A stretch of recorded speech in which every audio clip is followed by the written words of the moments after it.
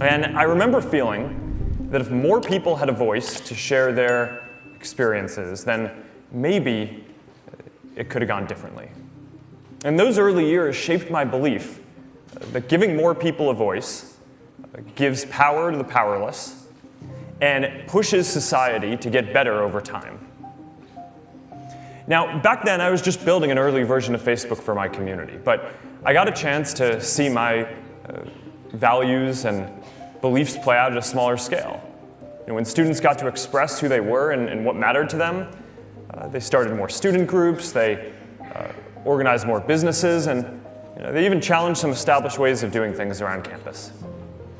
And it taught me the lesson that while a lot of the world often focuses on the big events and institutions, the bigger story is that most progress in our lives actually comes from individuals having more of a voice. So since then, I've focused on building services that do two things: give people a voice and bring people together. And these two simple ideas of voice and inclusion go hand in hand.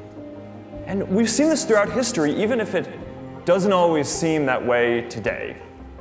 More people being able to share their experiences and perspectives has always been necessary to build a more inclusive society.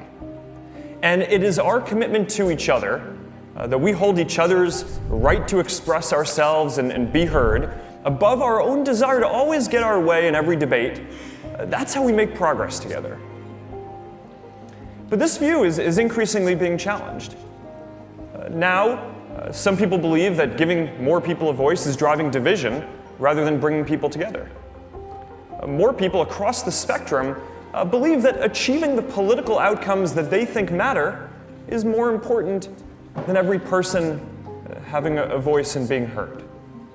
And I think that that's dangerous. So today, I want to talk about why, and some of the important choices around free expression that I think that we face going forward. Throughout history, we've seen how being able to use your voice, how people being able to use their voice helps people come together. We've seen this in the civil rights movement.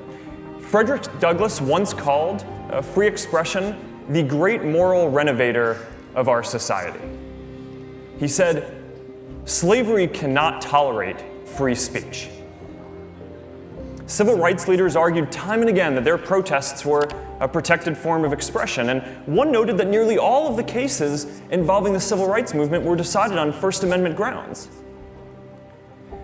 We've seen this globally too, where the ability to speak freely has been central to the fight for democracy worldwide.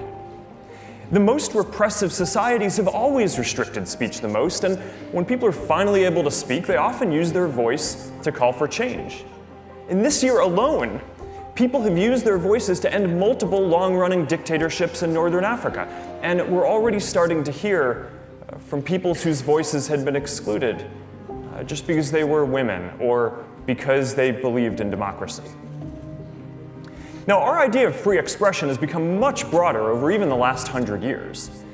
Many Americans know about the Enlightenment history and how we enshrined the First Amendment into our Constitution, but fewer know just how dramatically our cultural norms and legal protections have expanded, even in recent history.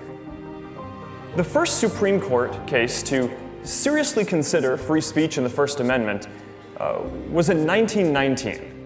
Schenck versus the United States. And back then, the First Amendment only applied to the federal government, so states could, and often did, restrict your right to speak.